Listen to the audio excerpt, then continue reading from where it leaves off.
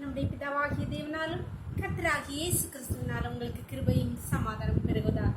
நாடிலும் கூட நமக்கு ஜீவனை தந்ததும் இல்லாமல் தயையும் பாராட்டினார் அல்வா. அவரை துதிக்கலாமா? தகப்பனே தந்தை, தகப்பனே தந்தையே, தலை நிமிர செய்பவர் நீரே. தகப்பனே தந்தையே, தலை நிமிர செய்பவர் நீரே. கேடகம் நீரே, மகிமையும் நீரே. தலை நிமிர செய்பவர் நீரே, தலை நிமிர செய்பவர் நீரே. தலை நிமிர செய்பவர் நீரே. எதிரிகள் எவ்வளவா பெருகிவிட்டனர், எதிர்த்திடுவோர் எத்துணை மிகுந்து விட்டனர். ஆனாலும் சோர்ந்து போவதில்லை, தளர்ந்து விடுவதில்லை. தகப்பன் நீர் தாங்குகின்றீர், என்னை தள்ளாட விடமாட்டீர்.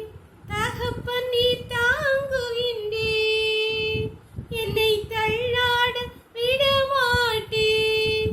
கேடகம் நீரே, மகிமையும் நீரே. தலை நிமிர செய்பவர் நீரே, தலை நிமிர செய்பவர் நீரே. தலை நிமிர செய்பவர் நீரே. வேத பகுதி வாசிக்கலாமா? சங்கீதம் 81வது அதிகாரம் வசனங்கள் 13, 14. என் ஜனம் எனக்கு செவி கொடுத்து இஸ்ரவேல் என் வழிகளில் நடந்தால் நலமாயிருக்கும். நான் சீக்கிரத்தில் அவர்கள் எதிராளிகளை தாழ்த்தி என் கையை அவர்கள் சத்துருக்களுக்கு விரோதமாக திருப்புவேன். இங்கே கர்த்தராகிய ஆண்டவர் தாவீது ராஜாவை கொண்டு சொல்லுகிறார், என் ஜனம், என் ஜனம். எவ்வளவு அழகா சொல்றாரு.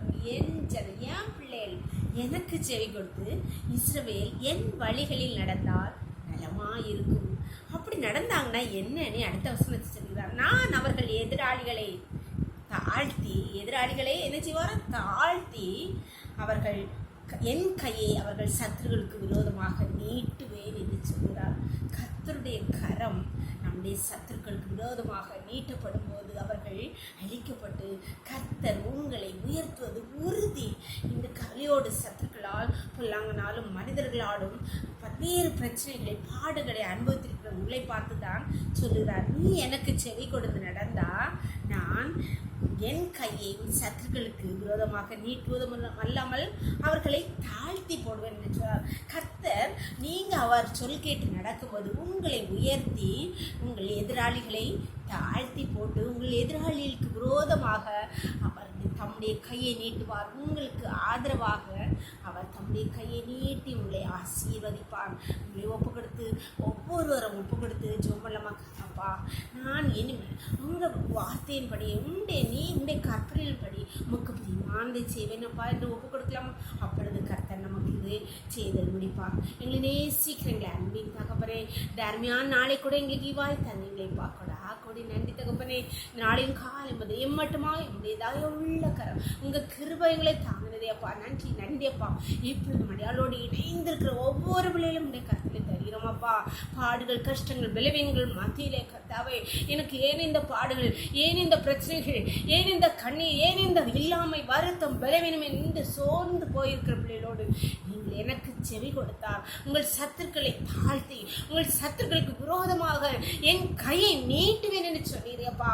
நன்றி அப்பா. இப்பொழுதும் தங்களை தாழ்த்தி உடைய சத்தத்துக்கு உடைய வார்த்தைக்கு கீழ்ப்படுகிற ஒவ்வொரு பிள்ளைகளுக்கு விரோதமாக இருக்கிற சத்துருக்களுக்கு விரோதமாக நீர் உமது கையை நீட்டுவீராக கர்த்தாவே. உடைய சத்துருக்களை நீர் தாழ்த்தி போட்டு உடைய பிள்ளைகளை உயர்த்துவீராக. உடைய பிள்ளைகளுக்கு ஆதரவாக நீ கொடியேற்றுவீராக தகப்பனே. உடைய கருத்துல ஒவ்வொருவரையும் தாழ்த்தி நரவுகளை மூடி மறைச்சு கொடுப்பா. சகல துதி கனமும் வல்லமை பலங்கானம் எங்கள் தேவாதி தேவன் ஒருவருக்கே செலுத்தணும். இயேசுவின் மூல ஜெபங்கள் அல்ல தந்தே. ஆமென். God bless you. கர்த்தர் உங்களை ஆசீர்வதிப்பாராக. ஆமென்.